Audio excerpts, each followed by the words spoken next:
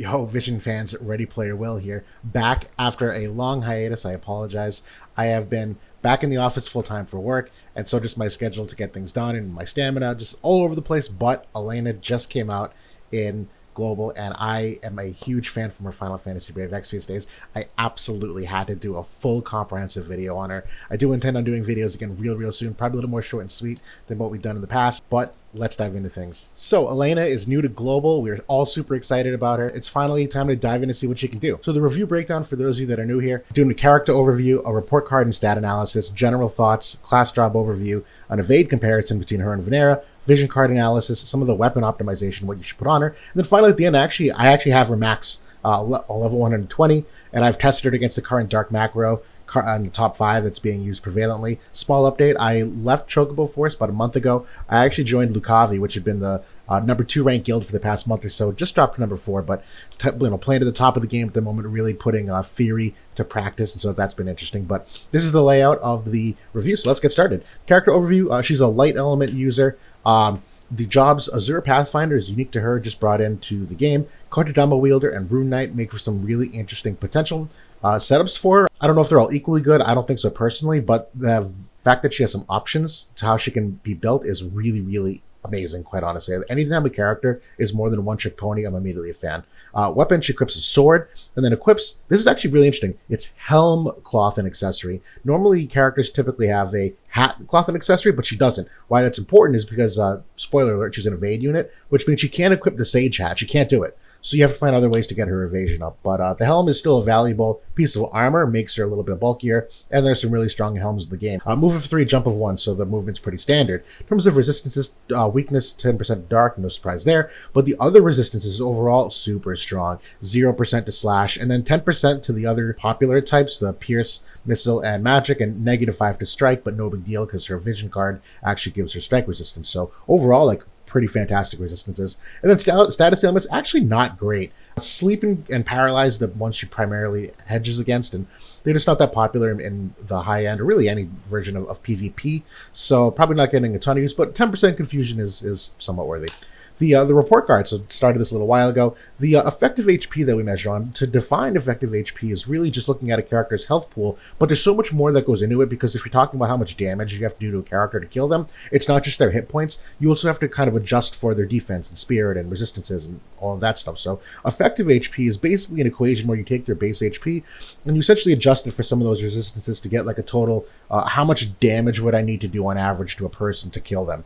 And quite honestly, Elena's honestly is a C, and she's really a C across all physical and magic, because her resists overall are pretty well rounded, and it's not a bad thing because she's an evade unit, so you usually trade off health pools for evasion. So what I have here, and I know a lot of numbers on the screen, all you need to look at here is the weighted HP column on the very far right. What that basically does is it says it weights, into thirds. So slash damage, slash resistance is 1/3, magic resistance is another third, because those are the 2 most popular types, and the last third is the rest of them kind of combined. And essentially what you're getting to is an adjusted health pool size. And if you're looking at Elena compared to some of the other evade units, she's in a good spot. She's actually technically a little bulkier than Vinera is, but not exactly where Tifa is, but close to 2B. So sitting in a decent spot, but overall, this like mid 3000s is kind of whatever. It does make you relatively squishy. You can usually get one shot by a lot of really powerful attacks if you're not careful, but that's not the worst thing in the world. The primary stat, though, her magic stat, is actually pretty incredible. So just for comparison here, I have Summer Kitone, who's also like a Rune Knight magic user, just for apples to apples comparison, and she's way higher than Kitone, about 100 magic higher. Not quite as high as Black Rose Witch Helena, but still 688 is a really competitive primary stat. Even if you're talking about like her attack counterparts, what her normal attack stat is, overall 688 really great. I'm giving her an A- for it. Not the best in the game, and there are other characters that are competitive, but A-, she's definitely top tier.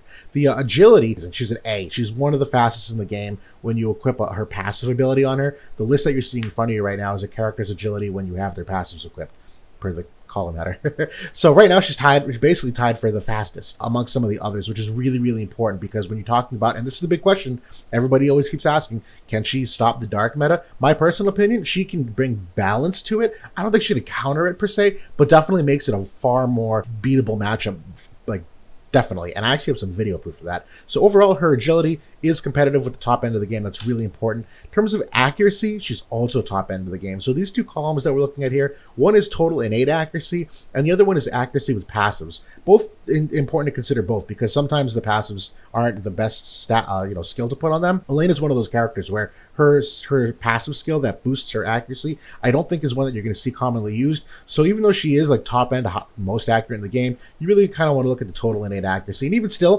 173 is like amongst the top. So she is still very accurate. Give her an A. She also does on her Kodama job have a guaranteed hit. I don't think you're going to use that often, but when you're talking about accuracy, the number of guaranteed hits you have in your kit also kind of plays a factor. From an evasion standpoint, she's really, really good. When you talk about the percentages, and I include the 35% luck, and I think this is a really important distinction, not just looking at them at base. She is an A-tier evade unit, a couple percentage points behind the top end of the game where Zazan and Ketone lie, but right around Vinera and 2BR, which to me is like a sweet spot of evasion. The reason why I look at it with the luck card is because some characters have in their masteries like evasion 10 or evasion 15, and those external evasion stats don't actually get buffed with luck. That makes it intuitive, but there are characters, and for instance, Lara Croft is one of them, where she's got a lot of evasion that's like built in to her kit, but it's not a very high luck stat comparatively. So when you give her the 35% luck boost, she doesn't actually get as much evasion as some of the other characters do because her luck stat's just a bit lower. But this is an Elena review. She actually is pretty great. So for evasion, I give her an A. I think it obviously could be just a smidge higher, but it's in a pretty good spot. Movement, I'm going to give her a B. It's pretty standard 3 WOD, but she does have nimble movement on the Kodama job. So again, I don't think you're going to be using it for most instances, but it's there, so we'll give her a B. The passives, A-, and I say that because she's got 5 or 6 different passives, and they all really do change her kit and profile. I do think some are obviously better than others, but the fact that you can make her a different build for different kinds of content is really, really important from a utility standpoint. Her counter abilities, they give her a B. They're not bad abilities. They're actually pretty good. They're just no clear-cut one that's the best. I'm probably sleeping on that one a little bit, though. Probably could be a little bit higher. The overall kit, I'm giving her an A- because her kit is so strong on the main job, in addition to what she can do on the sub-jobs. Again, from a utility standpoint, it's an A- for sure. And then the final grade, I'm giving her an A-. I would like to see just a smidge more HP, just to kind of get her above where 2B was, but honestly, it's not the worst thing in the world because the light cast has so much like sustain and re-raise and heals, and the cards have a lot of area and unit resist. We'll stick with A-. My general thoughts, statistically, very, very well-rounded. Some of the best dexterity and luck stats in the game in terms of the primary stat and agility as well. A-tier evade unit, great variety of passives, great variety of main kit attacks to supplement her AI. And what I mean by that is she does have a self-buff, she's got a teammate buff, and her abilities have good effects. So when it comes to trying to dictate how she can start a fight, there's some characters that like don't have a teammate buff, so they always ooga booga straight ahead, which can be a bad thing. There's some characters that don't have any good buffs to start a fight, so that limits what they can do. But the fact that she has options means you can really tune her AI to be creative, which is really important. And then a really strong critical hit rate, which is important in the context of a revision card that gives critical damage up. It's also important because it's technically a DPS increase, that she has 20% extra crit rate on her board to really buff her up to it's like a B+ level in the total scale of the game. Very single target oriented though, and that's something to really look out for. Unless you have her Azure Pathfinder equipped as the sub job, we're going to see that in a second. Almost all of her main job is single target, which can be a bad thing. Not the worst thing, but can be a bad thing. And then very high chaining potential. She's got a ton of attacks that chain, so we'll get into that with the class of job overview soon. Right now. So the passive abilities, this Champion of Australia is like absolute must. You have to. I don't know how you could play this character without having this on. It's an agility boost of 12%, slash resistance penetration of 40, which is very critical, and then an evasion rate of 15, which is also very critical. The other ones you can kind of play with. My personal favorite, it would probably be either Dark Spirit's Blessing or Magic Up level 1. The reason why Magic Up level 1 obviously makes her a little more glass cannony, whereas Dark Spirit's Blessing is more if you're going to try to counter the Dark cast, where you want to get that extra Dark resistance and obviously extra Spirit for Black Rose Elena. But the other ones aren't bad, they're just not as great. The Light Enhancing Rune is really to make her a glass cannon. Probably don't use that against other Dark comps, but it is a good offensive boost. And then Sharp Mind is for, accuracy purposes. And the Spirit Penetration, which is helpful if there is some kind of like really strong magic tank you're going against. So a lot of different builds, which I like. From the counter perspective, I don't think there's any one that really technically shines. I'm a big fan of Anti-Evil just from the perspective that if she gets hit, she can decrease accuracy of the person, means it's going to help her evasion and avoiding the next attack. That being said, it's there's some characters that just have guaranteed hits, so this may not get as much benefit. But the Steel to Thermal form, the fact that it reduces damage taken, I do like a lot. It's a lower counter percentage. It's just a lower hit rate, only 20% to proc. I will say though, I am kind of sleeping on Magic Commutation. This might be one of the better ones because she doesn't have the AP amounts that a normal Black Mage would, and she will run out of AP rather quickly after 3-4 turns. So that being said, the fact that she can maybe increase her AP will help her in the scheme of the battle, in addition to enhancing her DPS output because it technically deals damage back to the enemy. The main job, this is really interesting. So the Lux Overflow ability increases light attack for 25 for 3 turns. It's a great DPS boost for the cost of the AP. In terms of the other abilities that are really strong, I'm a huge fan of Iridescent Blade. It's a quad hit for only 19 AP. This was actually something that I predicted and was hoping for on a Reddit thread. So you can see I actually posted this thread on Reddit about 10 days ago, a week before her release, and one of the things I was really hoping for was chaining potential, and one of the things specifically was talking about chains where she could essentially increase the DPS of her teammates like Warrior of Light and like Engelbert and like Summer Kill who has a double hit. And I actually have a video of that exact thing happening where like she will chain for the quadruple and then Warrior Light will limit break and he'll do a triple hit, and somehow Warrior Light actually does like reasonable damage because he's capping a 5 or 6 light slash chain. So I like that ability a lot. The other one I really like is Crystal Shine Bright. This agility boost to 25 is really powerful because of how fast she already is. It's got great range. It's still a double hit. She does also have Courage on the X job when you finally awaken her to get to level 120. This one's okay, but I think she's got a lot of other abilities that are really powerful that when you're talking about how to prioritize turn 1 and turn 2, I think this is where things get really really creative from theory crafting perspective, where Evildoers Beware is a single unit buff where she increases her evasion rate, which is really important. Also decreases AP consumption, which, as we discussed, also really important. But she also does have Stella Maris, which is a teammate buff. So it is a attack and magic buff for the allies and herself, and then AoE resistance for herself, which is great for a variety of reasons. But that's where things get really big brain here, where you have to decide, do I do the self buff? Do I do the courage? Do I do the teammate buff? Do I do the TMR? Is there a sub job ability I want? Like, there's so much to think about that, you can fine tune her to however you want how to play her. I'm actually a massive fan of this sub job on her. Oh, let me go back. So this is what I was trying to talk about earlier. All these attacks are single target attacks. It's only on the sub job that she has some AoE here, which actually I think is really powerful. And these aren't bad attacks. These are like still really good attacks. They're relatively cheap. Immobilize is great because she does have 97 faith, so she will proc it fairly reliably. And then this one has Human Killer, so it's also a DPS increase for her when we're talking about PvP content, in addition to enabling her to go between single target and AoE attacks. I don't often say that someone's sub job like is their best to pair with it, because usually you go with the other sub jobs, but this one's top of the line. Kodadama Wielder is a really good one, and obviously we've seen places where this has utility, because nimble movement can be really powerful in the right circumstance.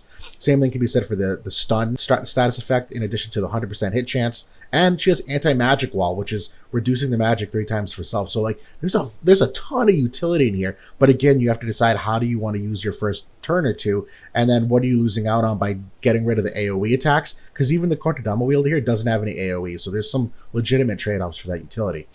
Then finally, the Rune Knight. This is a really good one.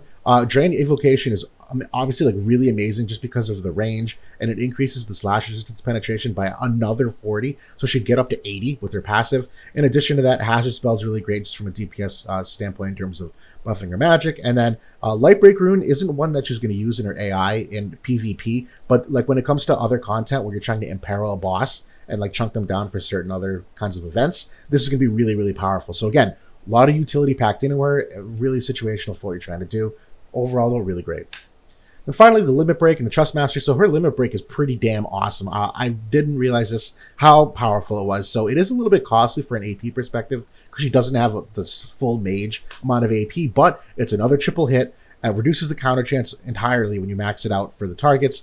And then the decreased agility for 3 turns is actually really powerful. I was doing some testing this morning, and I'll show a video at the end here, where she went and she used her Limit Break on Dwayne for a triple hit, and because it reduced his agility just enough, she actually lapped him and was able to chain with herself and get Dwayne up to a 6-chain light element chain, like just by herself using this Limit Break. So some really interesting potential here given her speed.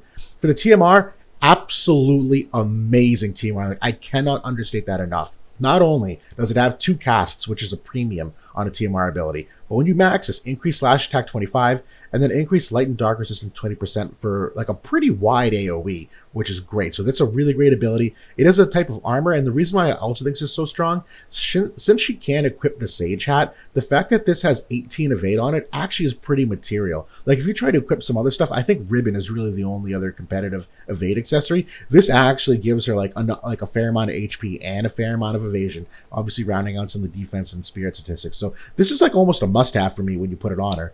And the mastery ability, she does have some passives that increase agility and magic, so that's obviously part of what makes her so powerful.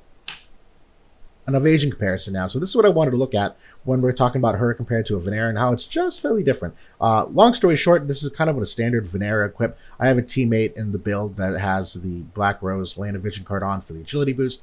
Essentially, the evasion rate when you do all of it gets 216%. And you don't have to know much about that number. I do have a whole video explaining how it works. The long and short of it is that you essentially get an evasion rate, and then whoever the attacker is gets like a hit rate, like percentage of hit, and you just subtract the two. So essentially that becomes what's the actual percent to hit. So for instance, if someone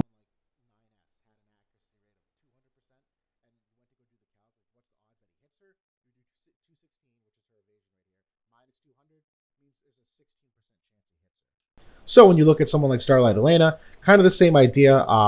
The problem and the difference between the two is that Starlight Elena may not always have the agility boosting vision card. Obviously, you're using Bahamut. You do have a little bit of that. But her evasion rate, even without it, is 206%. So it's about 10% less evasive, which isn't like that big of a drop-off. If you put the Black Rose Elena vision card on a teammate, she gets an extra 5% evasion. Really not all that material. And then the one thing don't sleep on, the Rob card gives 20 evasion to light units. I don't think Rob is that great of a character, quite honestly, but when you talk about what he does in terms of evasion and crit rate, he probably does have some synergy with her, just depends on what level of the game you're in. But the fact that this gives an easy extra 20% evasion to her is fairly material. It's worth mentioning. Now we're going to talk about the Smite the Dark Vision card and exactly what it does. So it does have some good bulk on it at 344 HP, does give her a little extra AP. Essentially what that number means is it gets added to her total starting AP, and I think it's really only like 50% that gets given to her, so she gets an extra 8 AP when she has this equipped on. Magic stat of 142. For light units, it gives her magic boost, it increases her evasion, and for her in particular, it gives her light attack, and her crit rate is also higher, so that's really important for her damage output. Then from a party perspective, increased luck 35%, increased crit damage by 13, so it's an extra amount of damage when you do a critical hit, and then increased strike resistance by 20%. I particularly like this card, not necessarily because of her, but I do want to look forward just a little bit when it comes to Jaden, who's like a imminently released another light unit. And in the JP side of things, he actually did a fairly decent job at disrupting the dark all by himself, but Jaden is going to get a lot of help with Elena here, primarily because he, number one, he actually isn't all that accurate, like literally straight average accuracy, no guaranteed hit. So the fact that this card gives luck 35%, it's going to help his accuracy because it's going to give him a lot of luck. And then he does actually have a pretty high dexterity stat, which means he does have some decent opportunities to do some crit damage, which means he's going to get a lot of benefit from the increase here. And technically he's 5% weak to strike as well. So this will also give him a plus 20%, so that both of them will be 15% resistant to strike. So I see some like major upside synergy with this card and Jaden when he comes out. So really looking forward to that.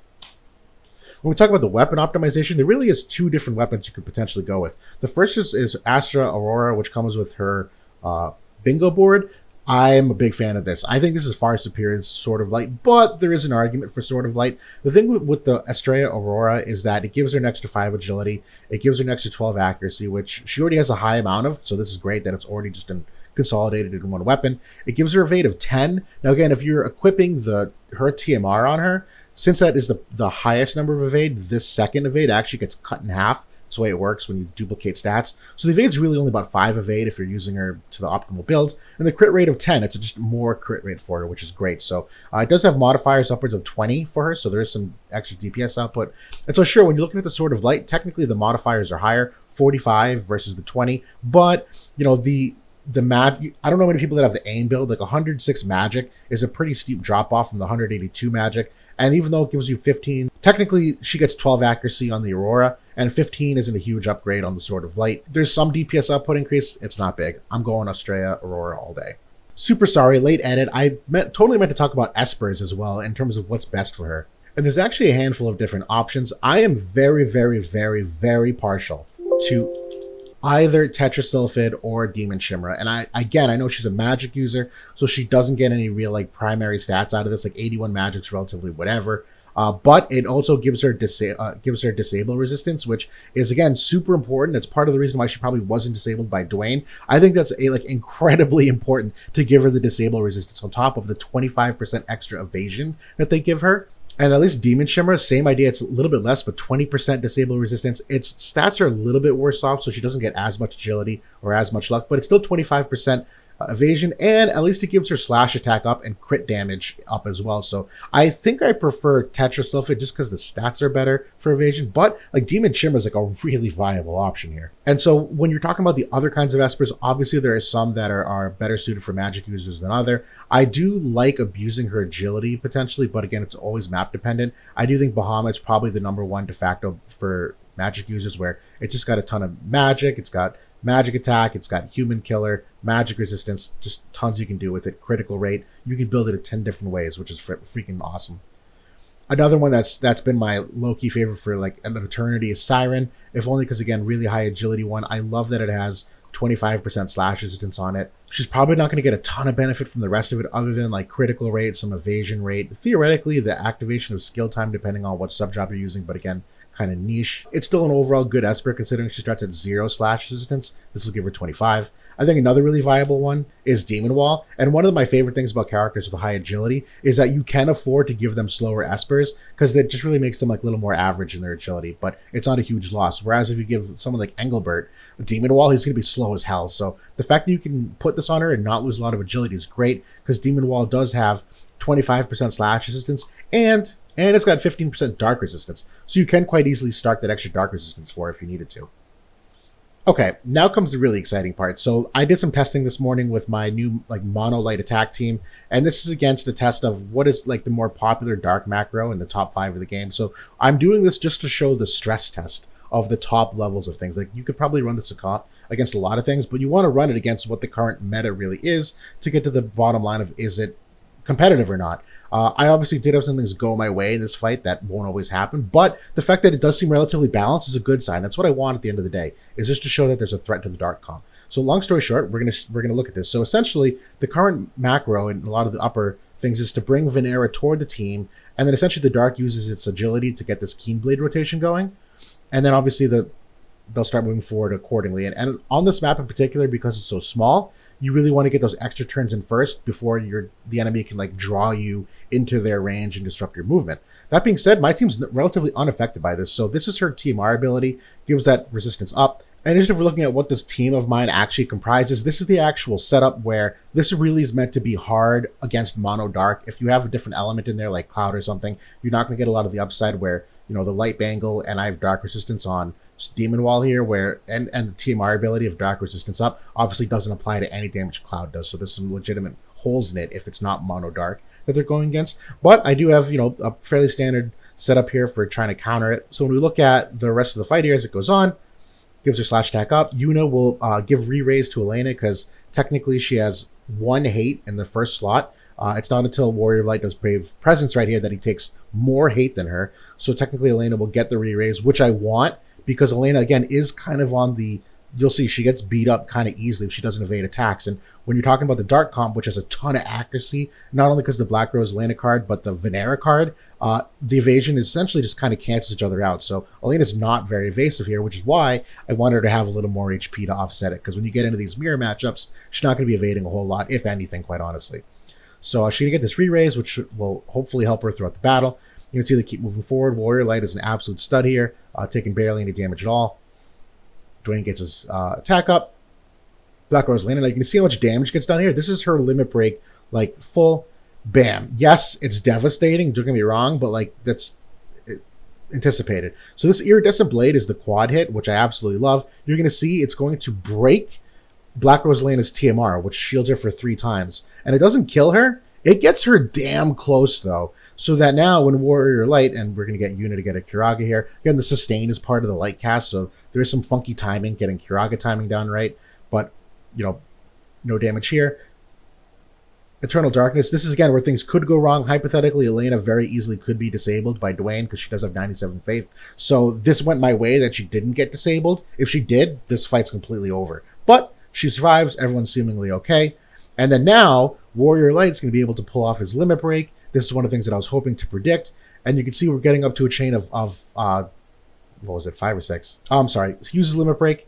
He's going to start the chain for Elena to essentially finish on. He's going to kill Elena because of it, because he's continuing the chain that Elena already did. But then now Elena's going to use Iridescent Blade again, upwards of 6 onto, like, that is nutty amount of damage. And again, all works really well together synergistically. You're going to go for the Kiraga, and basically the fight's over at this point, where basically no damage, and then he's going to miss, no big deal. But you got Elena coming over. She's got great accuracy. Again, the chaining ability, good night. See you later.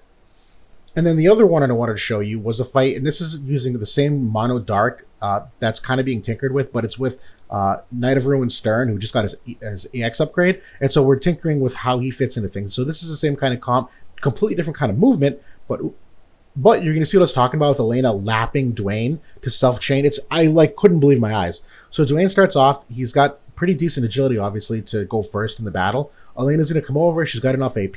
She can use the limit break, which is going to, remove all his counter chance. It's going to be a triple hit. It's going to also give her agility down to him. So as the fight goes on, you're going to see Helena does her stuff. In this instance, Yuna will give re-raise to Warrior Light instead. Keep going, keep going, keep going. Brave Presence, here we go. And you're going to see that Elena, by giving the agility down to Dwayne, is essentially going to lap him. Oh, here we go. So she's also going to get a limit break from, I'm sorry, she's not. Warrior Light's going to take it.